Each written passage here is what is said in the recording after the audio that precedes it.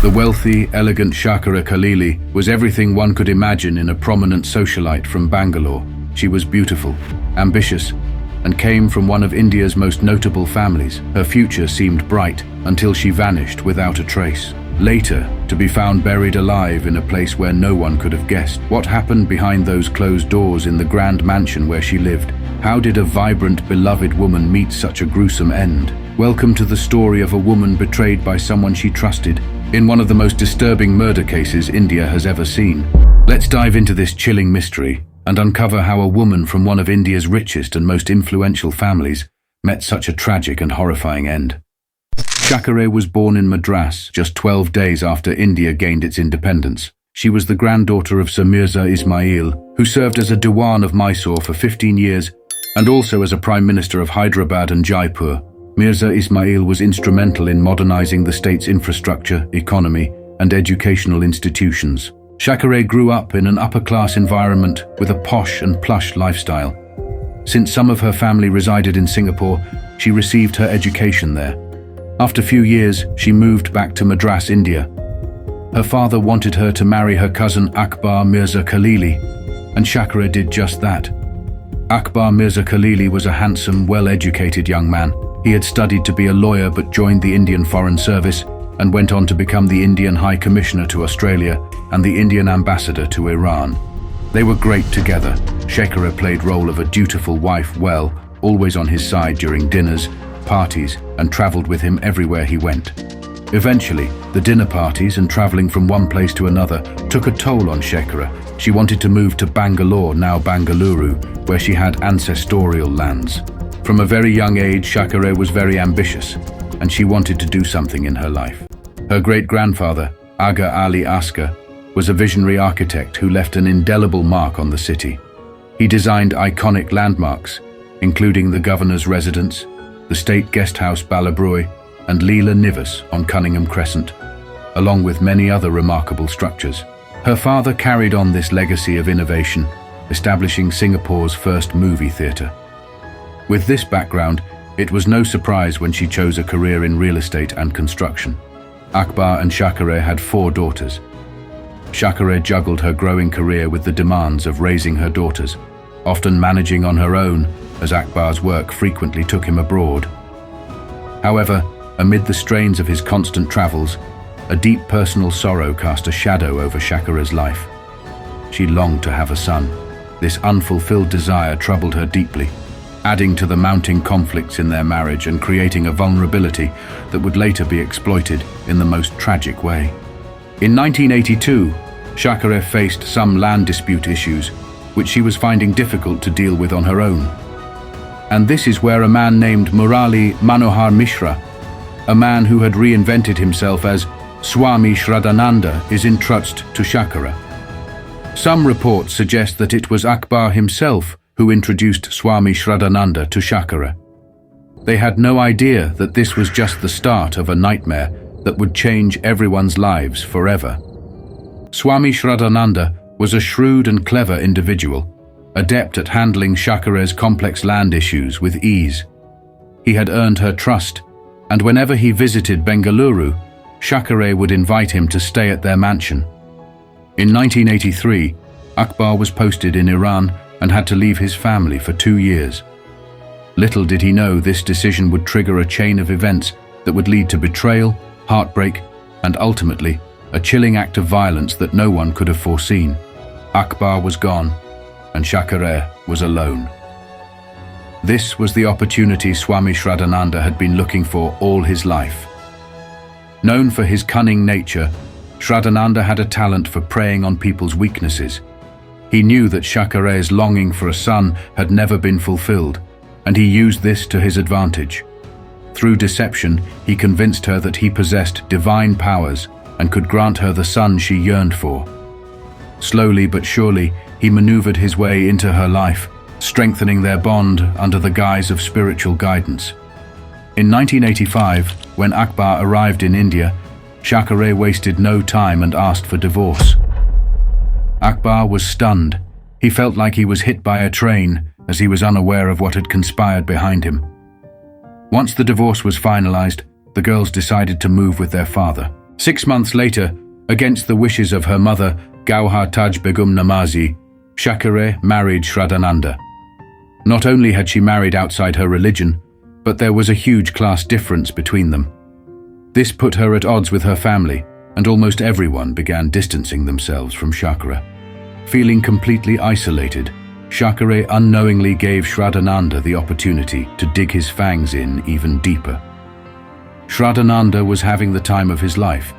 They would go on expensive vacations and stay at 5-star hotels, but for him, it wasn't enough.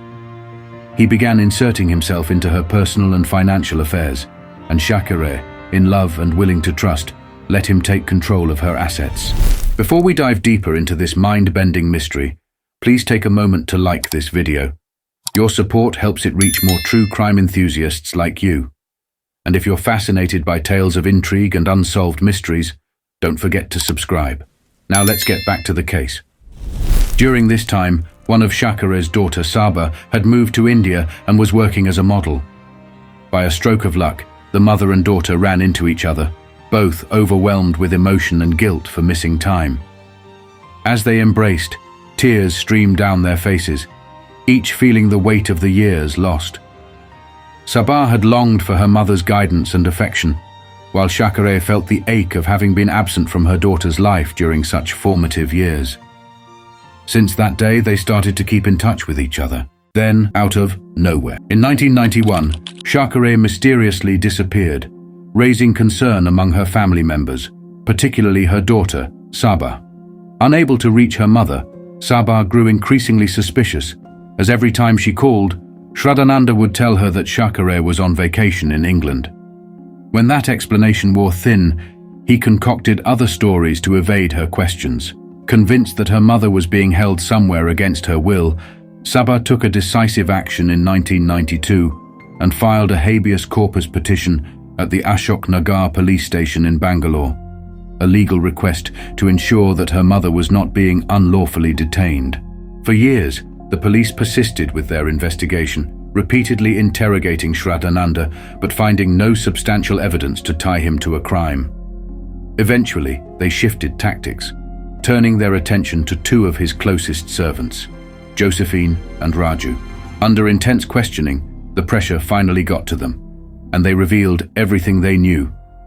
The following day, the police apprehended Shraddhananda, realizing that his loyal servants had disclosed everything.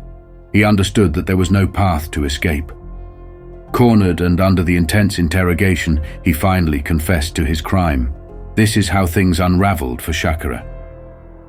After reconnecting with her daughter Sabah, Shakereh was eager to bring her back into her life and support her financially. Yet Shraddhananda had other intentions. He wanted Shakereh isolated so that no one would monitor his actions or jeopardize his grip on her wealth. He knew her daughters were the rightful heirs to her estate, which made them a threat to his plans. This caused friction between Shakereh and Shraddhananda. As tensions grew, their arguments became more intense. In one heated moment, Shakereh even slapped him, a reaction that only fueled his greed-driven resolve. Determined to eliminate any obstacles to his control over her fortune, Shraddhananda began to plot a sinister plan to permanently secure her wealth for himself.